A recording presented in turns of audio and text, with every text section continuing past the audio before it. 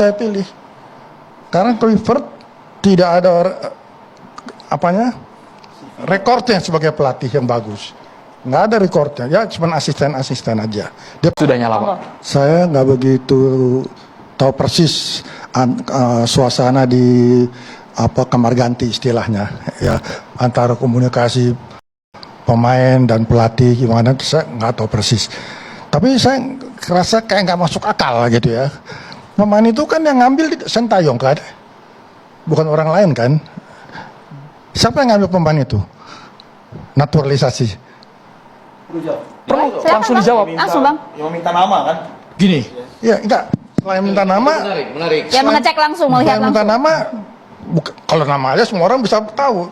Yang ngambil siapa? Yang ngambil, Ya, yang ngambil kami. bukan pelatih. Bukan, karena tapi pelatih gini. Nih, di bagian ini menarik nih. Ya. Menarik. Kita dengarkan. Nih ya, ngambil pemain. Banyak nama berbeda pemain. Kami tanya sama pelatih. Oh, tanya. Tanya dong. Kalau yang ini gini gimana? Oke. Kami cari, tim kita cari. Negosiasi, ngobrol dan sebagainya. Habis itu dapat minta lagi persetujuan pelatih. Kenapa? Terbukti di setiap pengajuan harus ada yang namanya rekomendasi pelatih. Jadi mau Eliano, mau siapa itu ada tanda tangannya pelatih. Itu, Pak. Lanjut Pak Rahim. Agak beda memang kali ini. Ya, makanya saya juga nggak ngerti soal, kalau menurut saya ini kan udah 5 tahun Sintayong ya. Terus orang-orang ngomong sekarang, oh komunikasi gini. Di dalam saya kebetulan saya bukan pengamat, saya pelaku. Saya selalu megang tim, baik di Indonesia maupun di luar negeri. Jadi saya tahu bagaimana susahnya membangun tim. Nggak seperti kita ngomong AO, praktek belum tentu bisa. Nggak bisa bangun tim 1-2 tahun tuh nggak bisa. Kalau kita lihat negara-negara maju, berapa lama dia membangun tim? Selalu per 4 tahun. Saya contoh Jerman aja. Jerman itu kan salah satu negara baik lah dalam sepak bola ya, Jerman ya. 2002 dia kalah di Korea. Lalu 2006 dia PD mau juara di Berlin. Kalah. 2002 kalah, 2006 kalah. Dia coba lagi regenerasi 2010. Kalah lagi 3 kali 4 12 tahun. 2014 baru dia juara. Jerman berapa tahun? 14 tahun coy. Indonesia pernah jadi juara nggak? Kan nggak pernah. Jadi kita juga mesti bertahap. Kita jangan kayak seolah-olah kita ini hebat atau gimana. Kita mesti tahu diri lah gitu. Bahwa Indonesia itu mesti kelasnya di sini, bertahap. Di AFF aja kita nggak pernah menang, ya kan? Nah, tapi sekarang di Pre-World Cup ini kita di ronde ketiga kalau nggak salah. Betul. Belum pernah kita ronde ketiga, ronde ke-1, ronde kedua. Jadi pada waktu itu saya udah bilang, Pak Erick Thohir itu benar.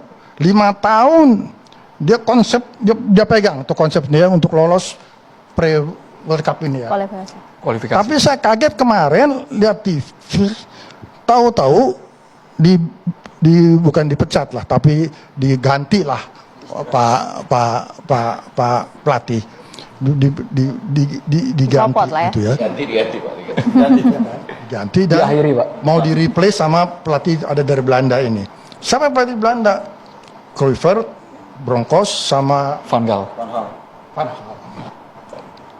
Dari 3 ini siapa yang paling senior? Van Gaal. Tapi mungkin dia udah 70 sekian tahun ya. Mungkin kita cari yang lebih muda ya. Yang lebih muda adalah Bronkhorst sama Pak Kluivert. Kalau saya disuruh pilih, Bronkhorst saya pilih. Karena Kluivert tidak ada rekornya sebagai pelatih yang bagus. Nggak ada rekornya, ya cuma asisten aja. Dia pernah pelatih dari Curacao tuh di Amerika Tengah situ.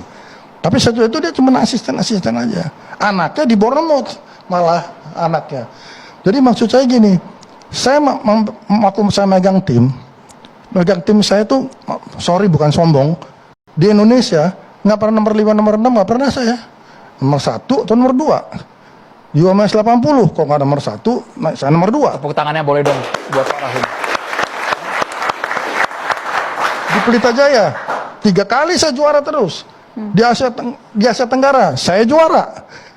Piala Champion Asia semifinal 4 besar. Kalah adu penalti juga. Jadi saya tahu megang tim tuh buat develop tim itu susah. Nah sekarang ini maksud saya begini, bukan saya setuju atau tidak setuju dan digantinya Sintayong, tapi ingat 2 bulan lagi kita bertanding lawan Australia. Di dunia ini nggak ada pelatih dalam 2 bulan ngangkat tim ke atas tuh nggak ada. Pelatih siapa sebutin? Yang hebat-hebat. Pelatih 2 bulan suruh ngangkat tim, bisa nggak? Nggak bisa. Pertama, kalau kita memegang tim, kita harus kenal pemainnya dulu. Siapa ini pemainnya? Jiwanya bagaimana, mentalnya gimana, skillnya gimana, dan lain sebagainya. Dan kamu harus tahu jiwanya juga. Ada pemain yang bisa dimarahin di depan umum, ada pemain yang nggak bisa dimarahin di depan umum, ada pemain yang harus dikasih tahu pelan-pelan, ada pemain yang bisa dikerasin. Jadi butuh waktu. Pelatih Chelsea dulu siapa namanya, Jose Mourinho, kan nggak pernah tahun pertama sukses, nggak pernah dia. Tahun pertama pasti dia nggak sukses. Tahun kedua dia sukses. Tahun ketiga dia belagu. Tahun keempat berhenti. Udah sukses. Pernah sukses tapi. Tahun kedua dia pasti sukses. Tahun ketiga mulai dia kepala besar. Songong. Ya. Akhirnya seperti tadi dibilang sama pemain Kurang harmonis. Kurang harmonis ya Pak ya? Dan gini nih, pemain itu, pelatih itu nggak mungkin dendam sama pemain.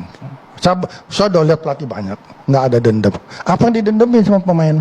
Pemain juga nggak nyakitin pelatih kok. Apa pemain pelatih dimaki-maki pemain kan nggak? Iya kan, deh. Cuma pelatih itu yang saya tahu dia nggak seneng sama pemain yang sombong, sama pemain yang merasa jago, sama pemain yang over dan lain-lain gitu. Dia nggak seneng itu. Kalau dia nggak seneng dia nggak pasang. Tapi bukan karena dia dendam atau kita hati, enggak. Saya pernah berkelahi sama pemain saya. Fisik. Saya pernah berkelahi nih, saya kan manajer tim. Menang siapa Pak? Menang kita, tapi fisik. Masih muda banget waktu itu. Tapi fisik, bener-bener fisik. Di lapangan, habis pertandingan. Oke. Dia nggak terima saya marahin gitu. Akhirnya dia berantem sama saya. Tapi dipisahin, udah. Dia pikir saya dendam sama dia. Jadi pada suatu minggu depannya lagi waktu dia kita pasang, dia datang ke saya. Pak, saya minta maaf. Maaf apa? Waktu itu saya gini, saya pikir karir saya udah mati. Oh enggak. Aman Pak, sudah. Sudah nyala Pak.